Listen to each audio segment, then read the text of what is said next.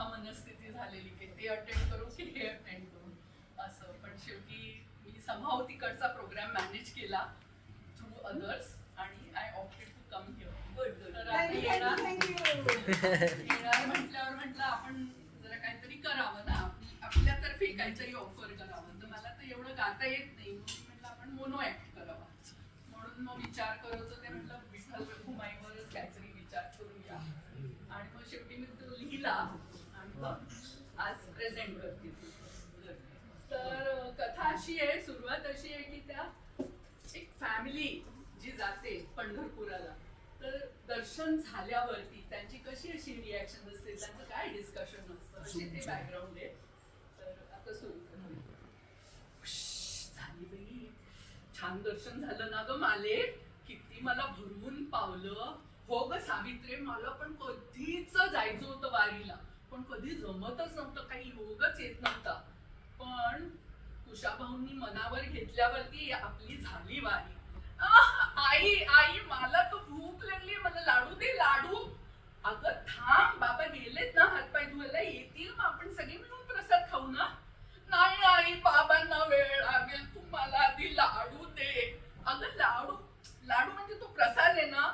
हो मला प्रसाद म्हण नाही तर लाडू म्हण, मला लाडू हवाय, आत्ताच्या आत्ता हवाय, मला भूक लागली. अगं माले दे ना, ती काय शांत बसणार आहे का, दे तिला लाडू. हो ग, मग तसंही म्हटलं तर वारीत प्रसाद मिळाल्याशिवाय आणि प्रसाद खाल्ल्याशिवाय तसंही वारीला समाप्ती नाही ना, त्यामुळे दे तिला लाडू. लाडू आई, आता लाडू थोडा अर्धा गेलाय पोटात, त्यामुळे शांतता आलीये जीवाला. आई, मला असा विचार येतो की तिथे आपण आरतीत तर म्हणतो युगे 28 विटेवरी उभा, वामांगी रखुमाई दिसे दिव्य शोभा असं म्हणतो, पण इथे तर मी पाहिलं रखुमाईचं वेगळं मंदिर आणि विठोबाचं वेगळं मंदिर. असं का ग आई? अगं त्याची एक कथा आहे. ती कथा अशी आहे, तुला मी पुंडलिकाची गोष्ट सांगितली होती की नाही. तर पुंडलिक जो होता ना, तो भक्त होता, पण तरी त्याला आई वडिलांची सेवाला प्रायोरिटी होती त्याची. तर प्रत्यक्ष जेव्हा विठ्ठल आले तेव्हा त्यांना पांडुरंग म्हणायचे बरं का. तर जेव्हा पांडुरंग आले तर ह्याला त्यांच्याकडे बघायला वेळ नाही, म्हणून त्याने काय केलं, वीट टाकली अशी आणि म्हणाला राहा उभा. आणि तेव्हापासून विठ्ठल उभा आहे. विठ्ठल विठ्ठल, थलसेना म्हणतो ना आपण, जमिनीवरच्या सेनेला थलसेना म्हणतो, ते थल. ज्याची जमीनच वीट आहे तो विठ्ठल, असं आहे ते. आणि म्हणून असं झालं की पुंडलिकाकडेच हा बघत राहिला. मग तोवर ही बया विचार करतीये, रुक्मिणी गेला कुठं हा, म्हणून आली की पाठोपाठ बघायला त्याला. आली, ती पण उभी राहिली, तर ह्याच्या कुणाचं लक्षच नाही विठोबाचं आपल्या रुक्मिणीकडे. लक्ष नाही म्हटलं, ती रुसली आणि जाऊन बसली चिंचेच्या बनात. त्यानंतर तिने विचार केला की नाही, परत एक चान्स द्यावा आपल्या नवऱ्याला. म्हणून ती आली आणि दागदागिने झाली विठोबाच्या अंगावर. दागदागिने झाली तरी विठोबाच्या काही लक्षात आले नाही ही रुक्मिणी आहे, हे त्याच्या लक्षात आले नाही. तो पुंडलिकाकडेच बघत बसला. मग मात्र रुक्मिणीने ठरवलं, आता काही केल्या आपण, जोवर आपली समजूत घालायला येत नाही तोवर आपण यायचं नाही. आणि अशी ती जाऊन वनात जाऊन बसली, त्या चिंचेच्या वनात. म्हणून ते दोघांची मंदिरं सेपरेट आहेत. आपण सायनला आणि वडाळ्याला जातो की नाही, तिथे कशी बघतेस की नाही, ते दोघं असतात बाजूबाजूला. इथेच फक्त पंढरीला ही कथा असल्यामुळे अशी व्यवस्था आहे, अशी ती आई तिला समजावत असते. पण ही आता 21st सेंचुरीची मुलगी आहे. ती म्हणते, आई आता पुंडलिकही नाही, त्याचे आई बाबाही नाहीत, 28 युगही झाली आहेत, आता विठ्ठल कसली वाट पाहतोय, आता का नाही जाऊन समजावं त्याने, आणते तिला आपल्या बाजूला. अगं तुला कसं ग बाई समजून, काय तू माले कसं सांगू हिला आता हिचं पुढचं. अगो ही बोलते ना ते खरंच आहे ग, माझ्याही मनात आलं ना, अक्षरशः माझ्या स्वप्नात हे आलं. आणि ती रुक्मिणी ना अशी राहून बसलेली आणि ते बघताय ना, त्या 10 वर्षांच्या मुलीला अकलले, पण तुम्हाला नाही अजून काही कळलं कशी समजूत घालायची ते. हा अगं रुक्मिणी, तुला कळत कसं नाही, तू बघतेस ना मी कधीच इथे तिष्ठत उभा आहे. अगं पुंडलिक नसला म्हणून काय झालं, कितीतरी हे ना ऍक्च्युली अनिलने बोलायचं, कारण त्या सॉफ्ट अगं रुक्मिणी, तुला कळत कसं नाही? अगं येतंय, तुला पण येतंय. पुंडलिक नसला तरी बाकीची भक्त मंडळी आहेत ना, बघतेस का मला जरा तरी उसंत आहे का? सारखा भक्त मंडळींचा सारखी रीग लागलेली असते. मग अशा वेळी तू मला सांग, भक्ताला बघू का तुझी समजूत काढू? तू तर माझी शक्ती आहेस ग. ती जरी भक्ती तिथे भक्ती वत्सल जरी चालू असली तरी तू माझी शक्ती आहेस.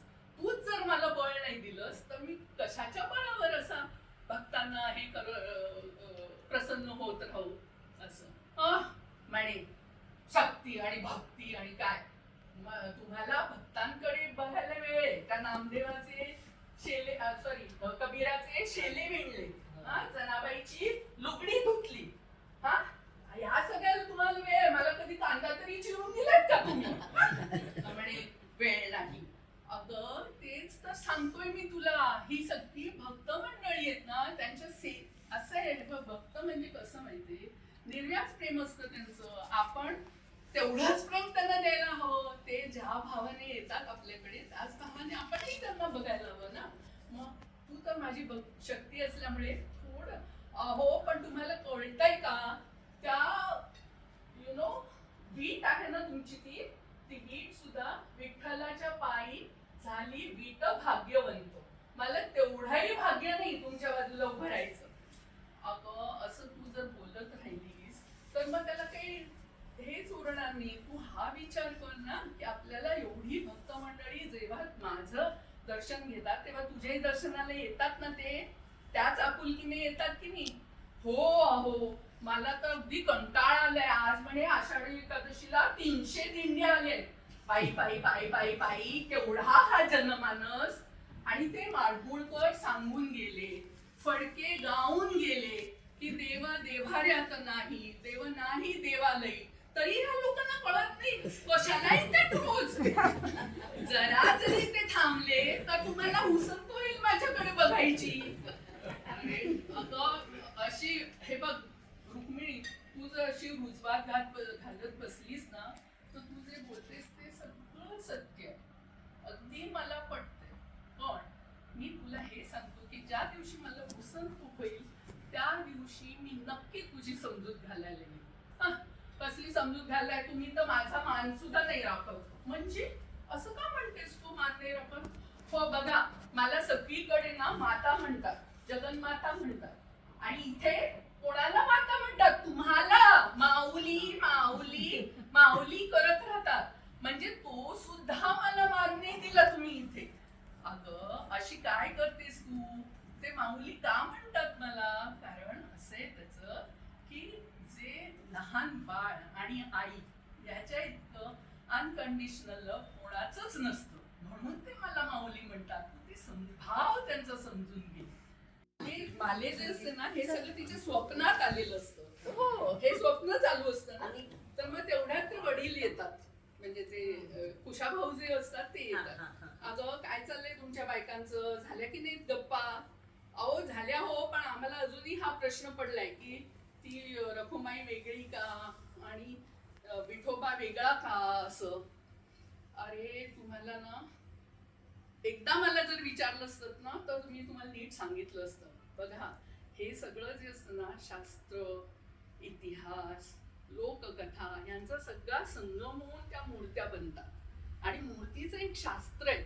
तुम्ही बघितलं का की विठोबा दोन्ही पाय जोडून उभा आहे, हातात एका हातात शंख आहे, एका हातात कमल आहे. त्याच्या हातात आता चक्र आणि गदा नाही, तो चक्र पाणी नाही का? कारण तो देवशयनी एकादशीच्या दिवशी निद्रा योग करायला निघालेला आहे 4 महिने. तर निद्रा योग करणारा जो असतो तो योगी असतो, आणि योगी असेल तर तो बायकोला कसा बरोबर ठेवेल? म्हणून ते 4 महिने जे असतात चातुर्मास. तर हे जे विठ्ठलाचं रूप आहे ते योग मुद्रेतलं रूप आहे आणि निद्रा योगेसाठी जाणार आहे. म्हणून आषाढी एकादशीला एवढा मोठा प्रोग्राम करतात, कारण त्या दिवसापासून हँडओव्हर होतं शिवाला आणि विष्णू शयनी योग निद्रा करतात. आणि ती योग निद्रा म्हणजे ते जागेच असतात बरं, आणि ते जागे असतात म्हणून ते असे उभे असतात कडाकमध्ये, की कुठेही काही हालचाल झाली नाही पाहिजे ते 4 महिने. आणि म्हणून रुक्मिणी ही नेहमी कायमच वेगळी असते पंढरपुरात. कळलं का तुम्हाला बायांनो? माऊली जगाची, माऊलीच मूर्ती विठ्ठलाची, विठ्ठला माय बापा, विठू माऊली तू माऊली जगाची, माऊलीच मूर्ती विठ्ठला.